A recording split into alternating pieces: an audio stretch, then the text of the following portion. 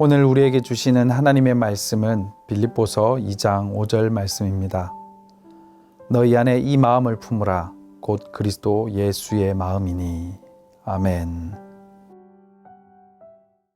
오늘 말씀은 바울이 로마 감옥에 갇혀 자유를 잃은 상황에서 빌립보 교회에 보낸 편지입니다.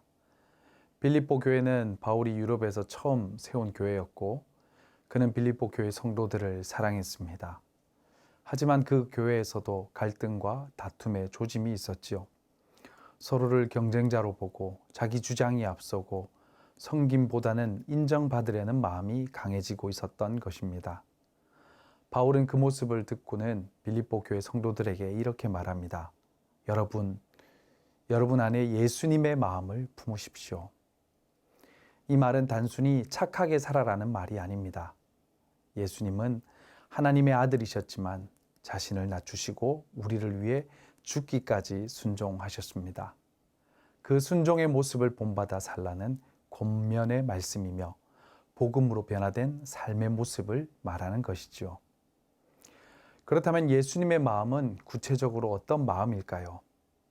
바울은 예수님의 마음이 어떤 것인지 구체적으로 말해줍니다. 본문 뒤에 나오는 6절부터 8절까지를 보면 이렇게 설명합니다. 그는 근본 하나님의 본체시나 하나님과 동등됨을 취할 것으로 여기지 아니하시고 오히려 자기를 비워 종의 형체를 가지사 사람들과 같이 되셨고 사람의 모양으로 나타나사 자기를 낮추시고 죽기까지 복종하셨으니 곧 십자가에 죽으심이라.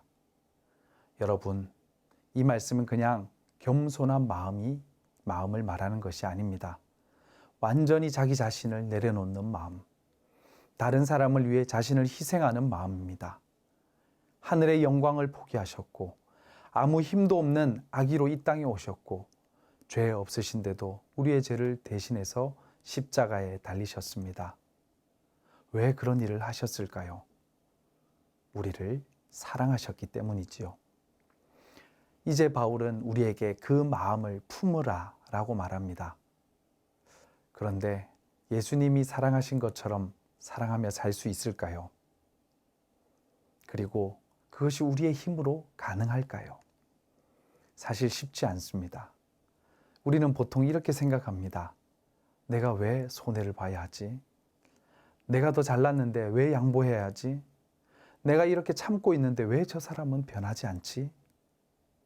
이런 생각이 들 때마다 우리는 예수님의 마음과는 반대로 간다는 것을 기억해야 합니다. 바울은 단순히 예수님을 따라하라고 말하지 않습니다. 마음을 품으라 라고 말합니다.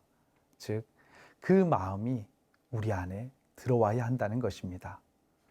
다시 말해 예수님을 단순히 본보기로만 생각하지 말고 예수님이 나를 사랑하신다는 사실을 깊이 믿고 그 사랑에 감동될 때 그분의 마음이 내 마음 속에 움직이기 시작함을 믿으시기를 바랍니다.